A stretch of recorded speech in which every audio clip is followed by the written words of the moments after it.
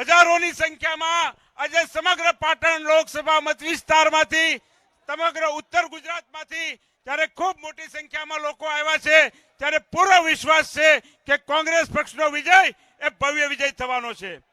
હું સ્વાગત પ્રવચન કરવા માટે પાટણ લોકસભા મત વિસ્તારના સાંસદના આપણા ઉમેદવાર ભાઈ શ્રી ચંદનજી ઠાકોરને વિનંતી કરું છું કે આવો અને હજારોની સંખ્યામાં ઉપસ્થિત આપના મતદારોને સંબોધન કરો અને આહવાન કરો કે 7મી તારીખે આ ભારતીય જનતા પાર્ટીને મૂળમાંથી મતદાનના માધ્યમથી ઉખેડી નાખવાની છે. ભારત માતા કી, ભારત માતા કી. રાહુલ ગાંધી, રાહુલ ગાંધી, રાહુલ ગાંધી. આભાર આપ સૌનો. આજે પાટણની પવિત્ર ભૂમિ ઉપર પાટણની નગરીમાં આપણા સૌની વચ્ચે આપણું રાષ્ટ્રીય નેતૃત્વ આપણા સૌના ભવિષ્યના આવતીકાલનું ભવિષ્ય અને આપણી સૌની વચ્ચે આપણા લોક લાડીલા સન્માનીય રાહુલ ગાંધી સાહેબ પધાર્યા છે. આ બે તાળીઓ હાથ ઊંચા કરીને વધાવી લઈએ, એમનું સ્વાગત કરીએ.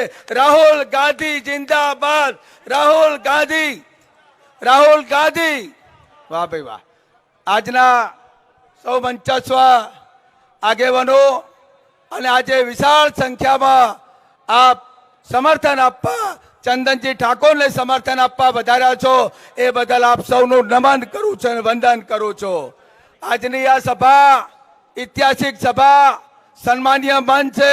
બધાના કોઈના નામ નથી લેતો સમયની અનુકૂળતા પ્રમાણે, પણ આપ જે મને સમર્થન કરવા પધાર્યા છો આપ ફરી આપ સૌનો ખૂબ આભાર માનું છું.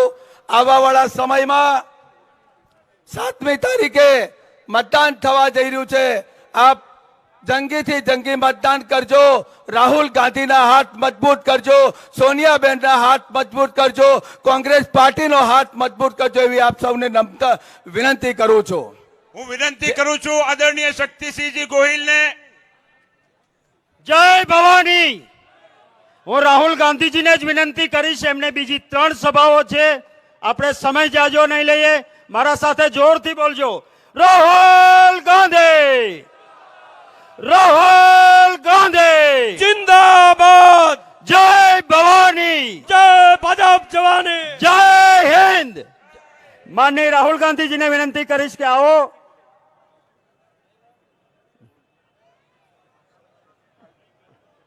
સન્માન કરાવી દેવું છે તો હા એક પાઘડી આપા દો. આવી જાઓ સન્માન માટે. શક્તિસિંહજી ગોહિલને વિનંતી કરું કે શક્તિનું પ્રતીક એવી તલવારથી શક્તિસિંહજી ગોહિલ અને જગદીશભાઈ ઠાકોર રાહુલ ગાંધીજીનું સ્વાગત કરશે.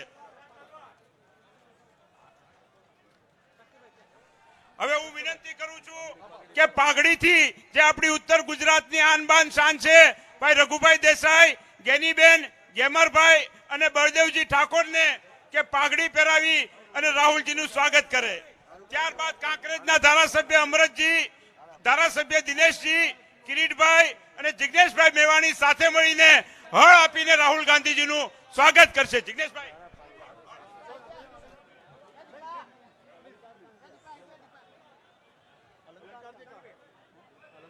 હવે આપણે સૌને પાટણની આ ઐતિહાસિક ધરતી ઉપર મહારાજા સિદ્ધરાજ જયસિંહની આ ઐતિહાસિક ધરતી ઉપર રાજમાતા મિનળ દેવી અને વીરાંગના નાયકા દેવીની આ પવિત્ર ધરતી ઉપર રાહુલ ગાંધીજીનું સ્વાગત કરીએ છીએ.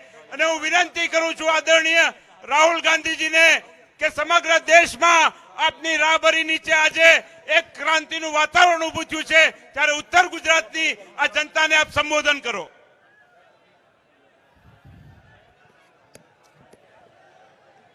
जय अंबाजी देवी जी, जय बहुचर माता जी, मुकुल वासनिक जी, शक्ति सिंह गोहिल जी, जगदीश ठाकुर जी, सिद्धार्थ पटेल जी, शैलेश परमार जी,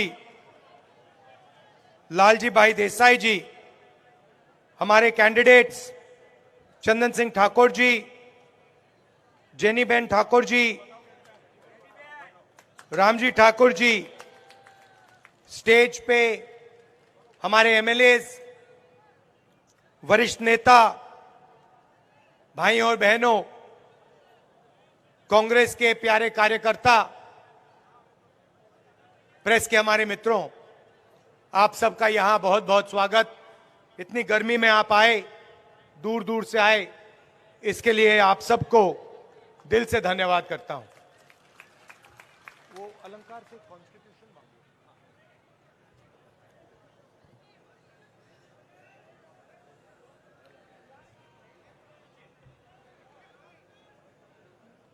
हमारे सामने लोकसभा का चुनाव है और दो विचारधाराओं की लड़ाई चल रही है।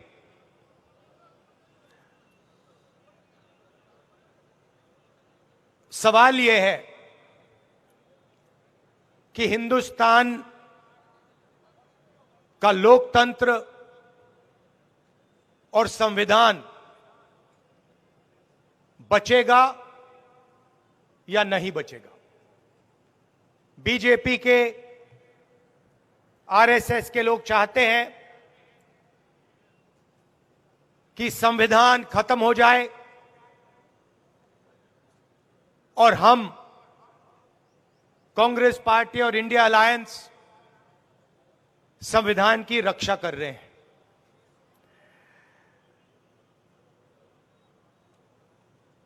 जो भी हमें आजादी के बाद मिला, चाहे शिक्षा, स्वास्थ्य, डेवलपमेंट, पानी, जो भी हिंदुस्तान की गरीब जनता को मिला है, उसका कारण, उसकी नींव संविधान है, कॉन्स्टिट्यूशन है। और आज पहली बार बीजेपी के नेता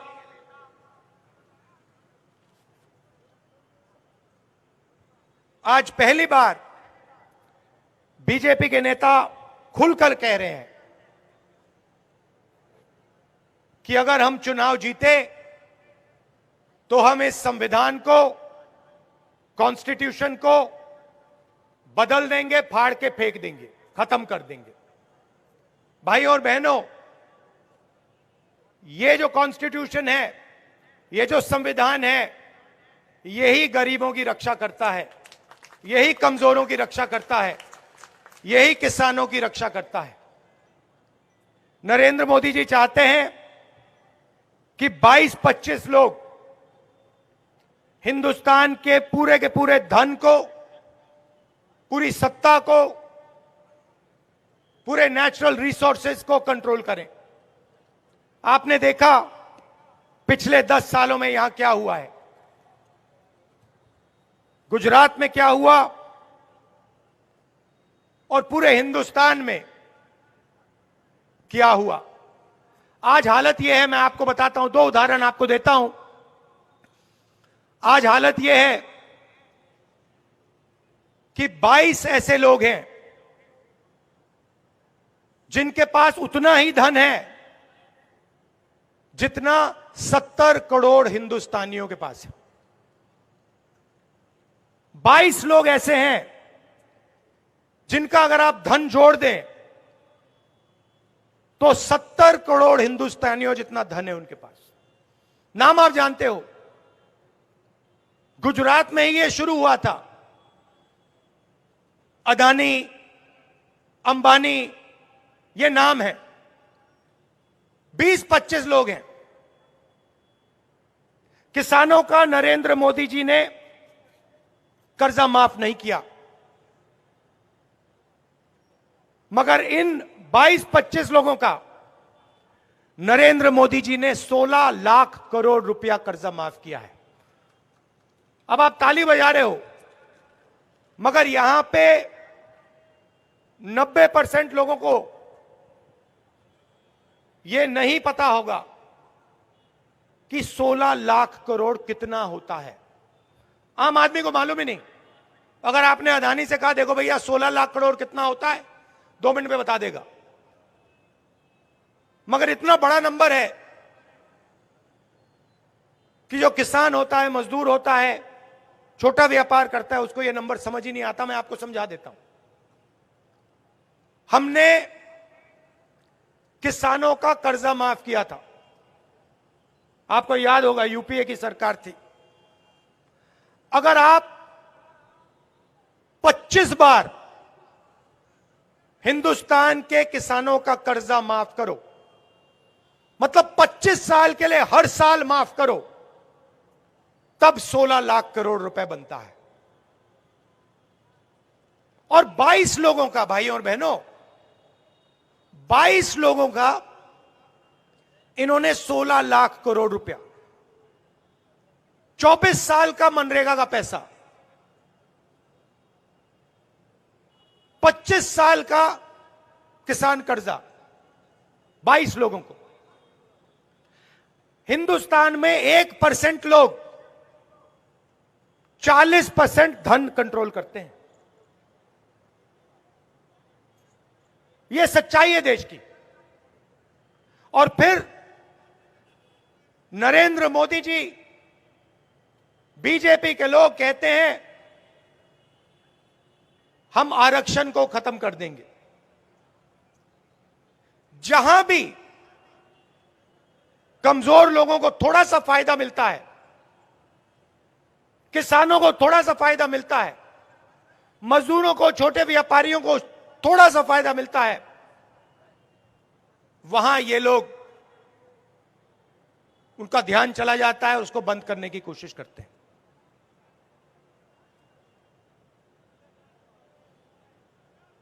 कभी कहते हैं, इनके लोग कहते हैं कि हम आरक्षण खत्म कर देंगे, और फिर बयान आते हैं नहीं, हम आरक्षण के खिलाफ नहीं हैं। इनके ही बयान आते हैं। ठीक है, आरक्षण का मतलब क्या है? सबसे पहले कि देश में गरीबों की, दलितों की, आदिवासियों की, पिछड़ों की भागीदारी होगी। यह है मतलब कि देश में जो सत्ता है, जो धन है, उसे न्याय के साथ, बिना अन्याय बांटा जाएगा। रिजर्वेशन का यह मतलब है। रिजर्वेशन को खत्म करने का तरीका प्राइवेटाइजेशन, रिजर्वेशन को खत्म करने का तरीका अग्निवीर। ये हमारे मीडिया के मित्र हैं। हिंदुस्तान में सबसे बड़े मुद्दे कौन से हैं? बेरोजगारी, महंगाई, भागीदारी, यही है ना मुद्दे। किसानों की स्थिति, आप मुझे बताओ, मीडिया में आपने बेरोजगारी की बात कब सुनी? कभी टीवी पर आपने देखा? नहीं। महंगाई की बात आपने कभी टीवी पे देखी कि भैया बहुत महंगाई हो रही है? कभी देखी? भागीदारी की बात कभी देखी, सुनी है आपने? मैं आपको बताता हूं क्यों नहीं। मैंने लिस्ट निकाली, मीडिया के मालिकों की लिस्ट निकाली, बड़े बड़े एंकर्स की लिस्ट निकाली। उसमें आपको एक पिछड़ा नहीं मिलेगा, एक दलित नहीं मिलेगा, एक आदिवासी नहीं मिलेगा, एक गरीब जनरल कास्ट का व्यक्ति नहीं मिलेगा। मूड ये बनाते हैं, ये क्या दिखाते हैं? सबसे पहले 24 घंटा नरेंद्र मोदी का चेहरा,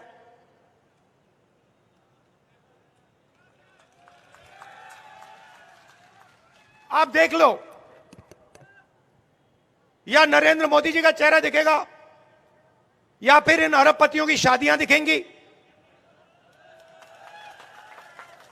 या फिर बॉलीवुड स्टार्स दिखेंगे, मगर आपको किसान कभी नहीं दिख सकता। बेरोजगार युवा आपको टीवी पे, मीडिया पे कभी नहीं दिख सकता। मगर यह देश की सच्चाई है। छोटे व्यापारियों को खत्म कर दिया, स्मॉल मीडियम बिजनेस को खत्म कर दिया, नोटबंदी की, गलत जीएसटी लागू की, आज सच्चाई है कि इस देश में युवाओं को रोजगार नहीं मिल सकता। 45 साल से सबसे ज्यादा बेरोजगारी हिंदुस्तान में आज है, यह सच्चाई है, मगर यह मीडिया में आपको कभी नहीं दिख सकती। ठीक है, तो मीडिया में आपकी भागीदारी नहीं है तो कहां है? आपकी आबादी 90% है, 15% देश में दलित हैं, कम से कम 50% पिछड़ा वर्ग है, 8% आदिवासी हैं, 5% गरीब जनरल कास्ट के लोग हैं। हिंदुस्तान की 200 सबसे बड़ी कंपनियों की लिस्ट निकालिए, उनकी सीनियर मैनेजमेंट की लिस्ट निकालिए, वही है अदानी, अंबानी, टाटा, बिरला, यही हैं। और मुझे दिखा दो इन कंपनियों में 200 नाम हैं, इनके मालिकों में मुझे एक पिछड़ा नाम दिखा दो, एक दलित नाम दिखा दो, एक आदिवासी दिखा दो, एक गरीब जनरल कास्ट का दिखा दो। नहीं मिल सकता, है ही नहीं। हिंदुस्तान का 90% पॉपुलेशन ना आपको मीडिया में मिलेगा, ना आपको कॉर्पोरेट इंडिया में मिलेगा। प्राइवेट यूनिवर्सिटी कॉलेजेस के मालिक निकालो, उधर आपको एक पिछड़ा नहीं मिलेगा, एक दलित नहीं मिलेगा, एक आदिवासी नहीं मिलेगा, एक गरीब जनरल कास्ट का नहीं मिलेगा। ठीक है, छोड़ो, आप कहोगे नहीं, हिंदुस्तान के पिछड़े लोग, दलित, आदिवासी, गरीब जनरल कास्ट के लोग कहेंगे नहीं भैया, हमें मीडिया में अपना आदमी नहीं चाहिए, हमें कॉर्पोरेट इंडिया में भी नहीं चाहिए, सरकार में तो चाहिए होगा आपको। सरकार कौन चलाता है? 90 लोग चलाते हैं, दिल्ली की सरकार। मोदी जी साइन करते हैं, 90 लोग आईएएस अफसर हिंदुस्तान की सरकार चलाते हैं। बजट का हर रुपया वो बांटते हैं। गुजरात में कितना पैसा आएगा, बुलेट ट्रेन में कितना जाएगा, अग्निवीर योजना होगी नहीं होगी, दलितों को, पिछड़ों को स्कॉलरशिप कितनी मिलेगी, सड़कें कितनी बनेंगी, कहां बनेंगी, कैसे बनेंगी, कितना पैसा इंफ्रास्ट्रक्चर में जाएगा, ये सारे के सारे निर्णय 90 आईएएस अफसर लेते हैं। मैंने इनके नाम निकाले, 90 में से 3 अफसर पिछड़े वर्ग के हैं और उनको पीछे बैठा रखा है, कोने में छोटा सा डिपार्टमेंट दे रखा है। फाइनेंस मिनिस्ट्री में आपको एक नहीं मिलेगा, बड़ी बड़ी मिनिस्ट्री में आपको एक नहीं मिलने वाला। पिछड़े 3 हैं, दलित 3 हैं, आदिवासी 1 है। और अगर आप हिंदुस्तान के बजट को देखें, अगर 100 रुपए खर्च होते बजट में, 6 रुपए 10 पैसे ओबीसी, दलित और आदिवासी अफसर तय करते हैं। आपकी भागीदारी 90%, सॉरी, आपकी आबादी 90%, आपकी भागीदारी 100 में से 6 रुपए 10 पैसे। तो मेरा सवाल है, हिंदुस्तान की जो 90% आबादी है, वो ना बिजनेस में है, ना मीडिया में है, ना प्राइवेट अस्पताल चलाते हैं, ना प्राइवेट कॉलेज यूनिवर्सिटी चलाते हैं, ना सरकार में है, तो कहां है? मैं बताता हूं आपको, किसान हैं, मजदूर हैं, बेरोजगार युवा हैं और छोटे छोटे बिजनेस चलाते हैं। अब जीएसटी कौन देता है? ये आपने शर्ट पहनी हुई है नीली, कितने की खरीदी आपने? हाँ, आपसे पूछ रहा हूं भैया, कितने की शर्ट खरीदी आपने? हाँ, आप कितने की? 1000 रुपए की आपने शर्ट खरीदी। अगर यही शर्ट अदानी खरीदता, अगर यही शर्ट अदानी खरीदता, वो 1000 रुपए की खरीदता। जितनी जीएसटी आपने दी उतनी जीएसटी वो दे रहा है। जितनी जीएसटी हिंदुस्तान का सबसे गरीब किसान शर्ट के लिए, पैंट के लिए, टूथपेस्ट के लिए देता है, उतनी ही जीएसटी अदानी देता है। किसान की आमदनी हजारों रुपए में और उसकी हजारों करोड़ों रुपए में, और जीएसटी एक जैसी। तो जीएसटी कौन देता है? 90% देते हैं। गरीब जनरल कास्ट के देते हैं, दलित देते हैं, आदिवासी देते हैं, पिछड़े लोग देते हैं, ये लोग देते हैं। और सवाल उठता है जीएसटी जाता कहां है? सीधा उन्हीं 22 लोगों के जेब में जाता है। 16 लाख करोड़ रुपए जो माफ किया ना, आपने कभी अपने आप से पूछा कहां से आया? ये आसमान से नहीं टपका, ये आपकी जेब में से आया है। आप पेट्रोल भरते हो, आपके जेब से पैसा निकलता है। आप गाड़ी खरीदते हो, जीएसटी पैसा निकलता है। आप शर्ट खरीदते हो, जीएसटी से पैसा निकलता है। आप खाना खाते हो, जीएसटी से पैसा निकलता है। किसान 24 घंटा काम करता है, वो जीएसटी देता है। तो मेरा आपसे सवाल है, अगर हिंदुस्तान के 20-25 अरबपतियों का कर्जा माफ हो सकता है तो किसान का क्यों नहीं हो रहा?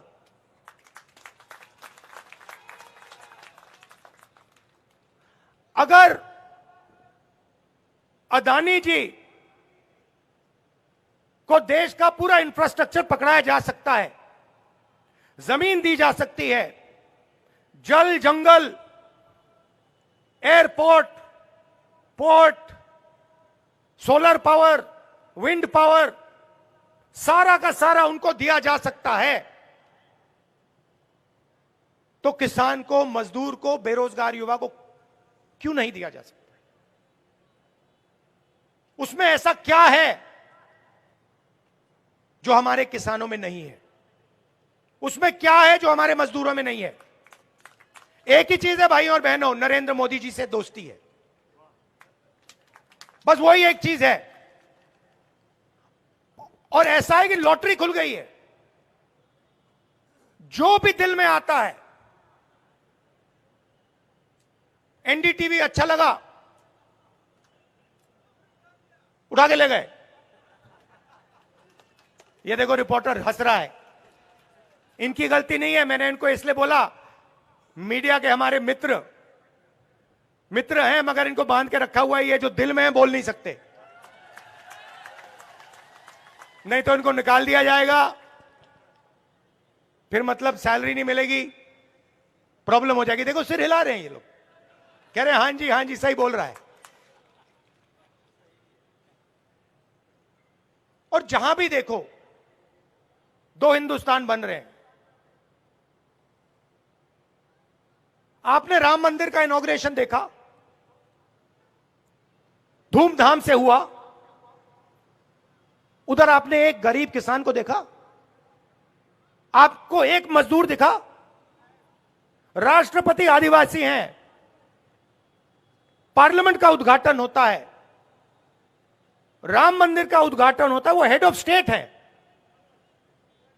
मतलब प्रोटोकॉल में सबसे ऊंची हैं, उनको जाने तक नहीं दिया।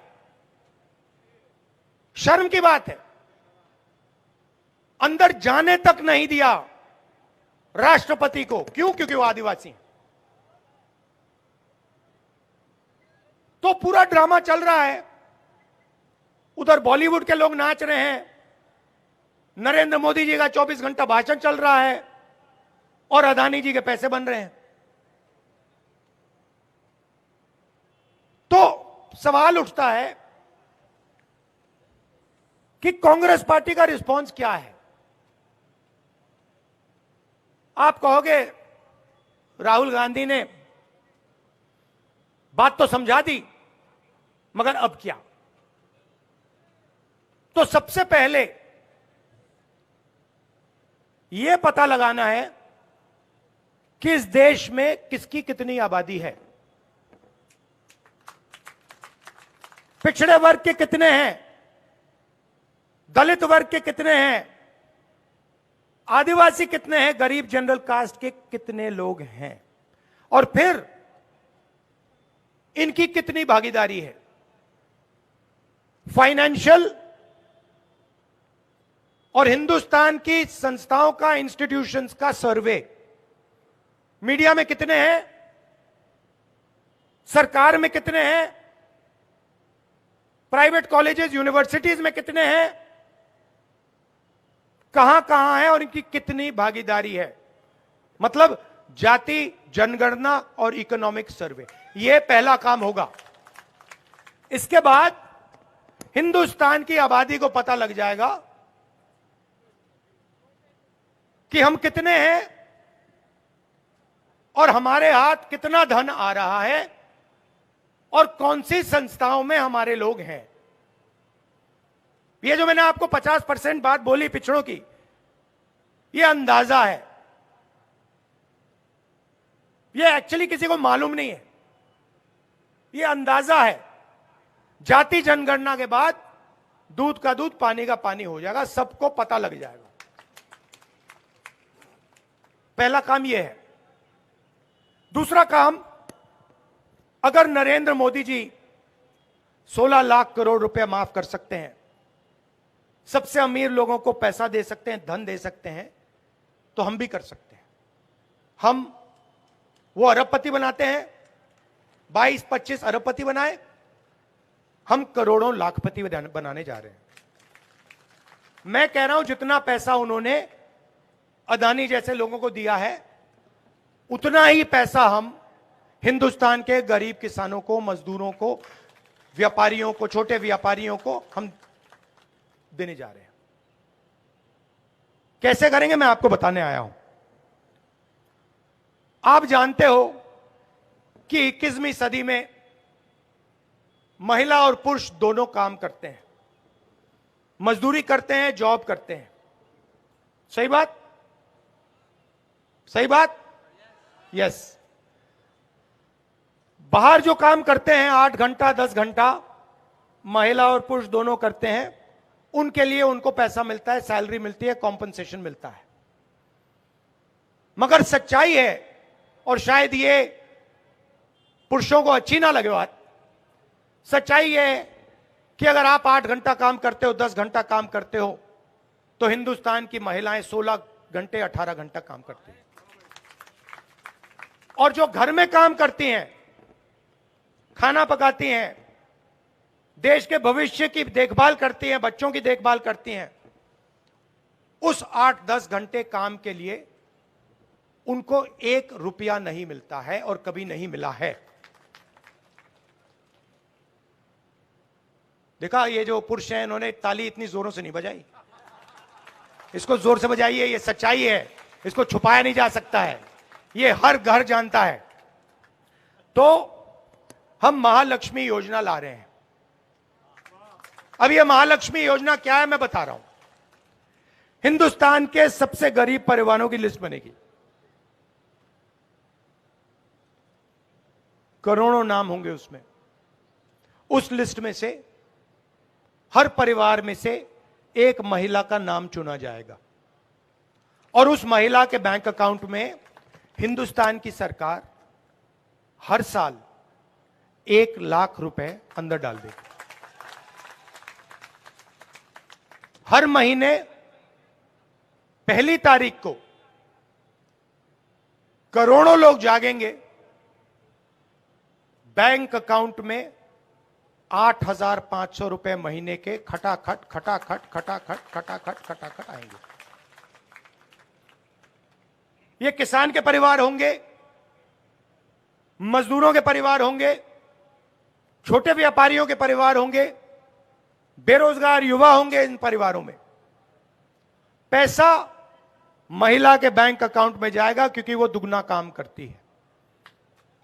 यह बात नहीं होगी कि आपको पैसा नहीं मिलेगा। मैं जानता हूं अंत में पैसा आपको भी मिलेगा, आप किसी ना किसी तरीके से निकाल लोगे, मगर उनके बैंक अकाउंट में पैसा जाएगा। तो यह है पहला तरीका करोड़ों लाखपति बनाने का। और ये जो पैसा है ये उस दिन तक बैंक अकाउंट में जाएगा जब तक वो परिवार गरीबी रेखा से नहीं निकलेगा। ये टेम्पररी 1 महीने का काम नहीं है, ये उस दिन तक चलेगा जिस दिन तक वो परिवार गरीबी रेखा से बाहर नहीं निकलेगा। पहला काम। दूसरा काम, अदानी जी के जो बेटे हैं, जॉब मार्केट में जाने से पहले उनको टेम्पररी जॉब मिलती है, 6 महीने की, 1 साल की। वो अदानी कंपनी में जॉब करते हैं, उनकी ट्रेनिंग होती है, बैंक अकाउंट में पैसा आता है, जॉब करना सीखते हैं और फिर उसके बाद में परमानेंट उनको जॉब दी जाती है, बिजनेस में उनको जगह दी जाती है। यह मौका हिंदुस्तान के बेरोजगार युवाओं को नहीं मिलता। किसान का बेटा, मजदूर का बेटा अप्रेंटिसशिप का सपना, पहली साल की नौकरी का सपना नहीं देख सकता है। तो हमारी दूसरी योजना, जिसको हमने नाम दिया है पहली नौकरी पक्की। जैसे मनरेगा में अधिकार देते थे, रोजगार का अधिकार, वैसे ही यह अधिकार हिंदुस्तान के हर ग्रेजुएट को, कॉलेज यूनिवर्सिटी ग्रेजुएट को और डिप्लोमा होल्डर को मिलेगा। कोई भी बेरोजगार युवा सरकार से 1 साल की अप्रेंटिसशिप मांग सकेगा और सरकार को गारंटी करके उसको 1 साल की नौकरी देनी ही पड़ेगी। नौकरी कहां होगी? प्राइवेट सेक्टर में होगी, पब्लिक सेक्टर में होगी, सरकारी अस्पतालों में होगी, सरकारी ऑफिसेज में होगी, सरकारी कॉलेजेस यूनिवर्सिटीज में होगी। और करोड़ों युवाओं को साल का 1 लाख रुपया, महीने का 8,500 रुपया और 1 साल की टॉप ऑफ लाइन ट्रेनिंग मिलेगी।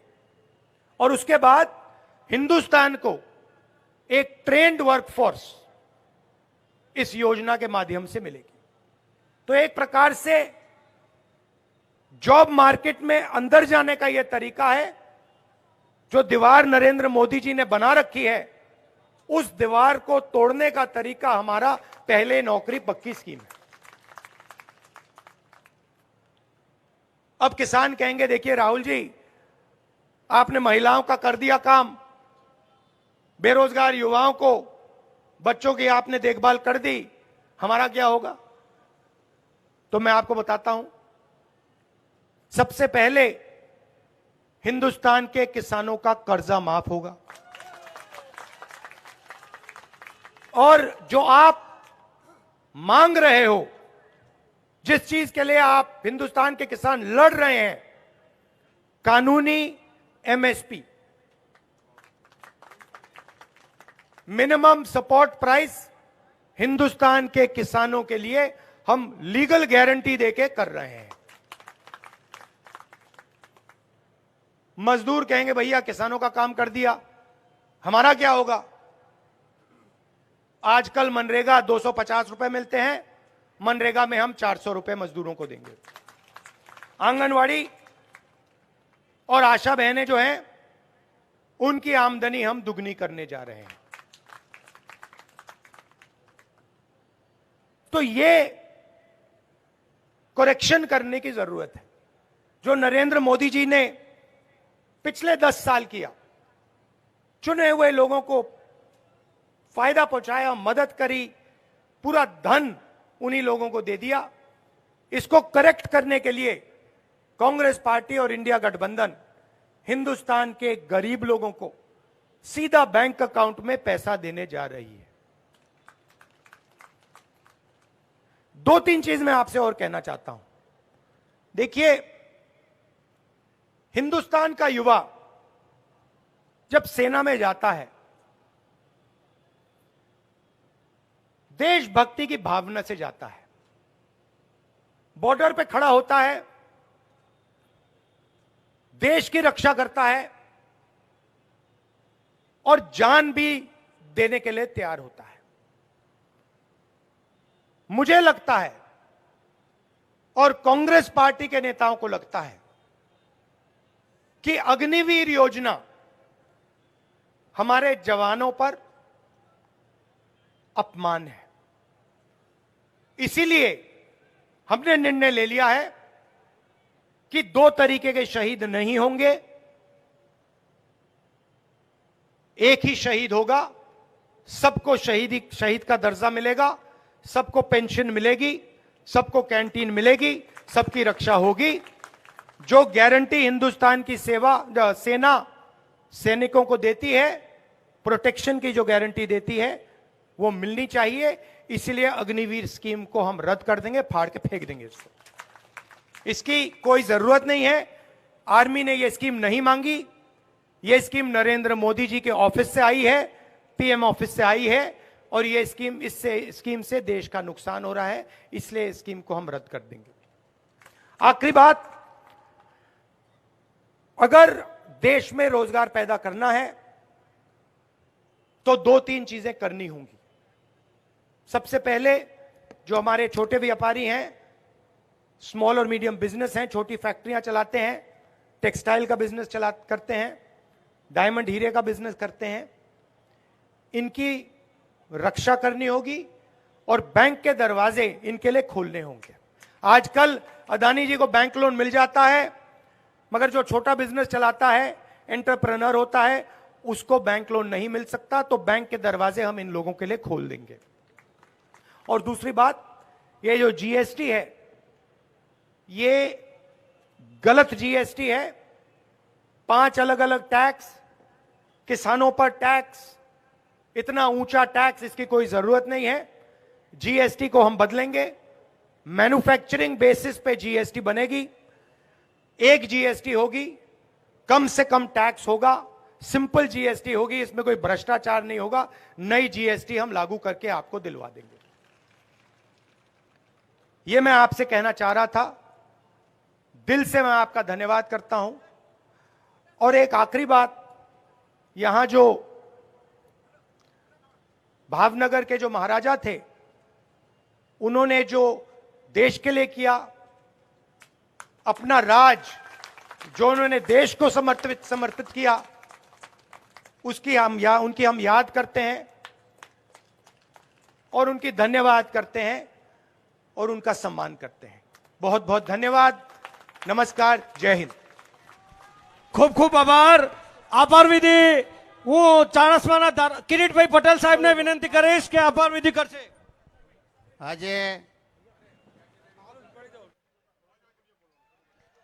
ચંદનજીને સમર્થન કરવા માટે રાહુલજી અને એની સાથે તમામ લોકો ઉપસ્થિત રહ્યા. આપ સૌ મોટી સંખ્યામાં સૌ ઉપસ્થિત રહ્યા, એ બદલ આપ સૌનો આભાર. આપણે 2 હાથ ઊંચા કરી અને રાહુલજીને સમર્થન કરીશું. રાહુલજી તુમ આગે बढ़ो, राहुल जी तुम आगे बढ़ो, રાહુલ જી આપ આગે बढ़ो, રાહુલ જી આપ આગે बढ़ो, રાહુલ જી આપ આગે बढ़ो.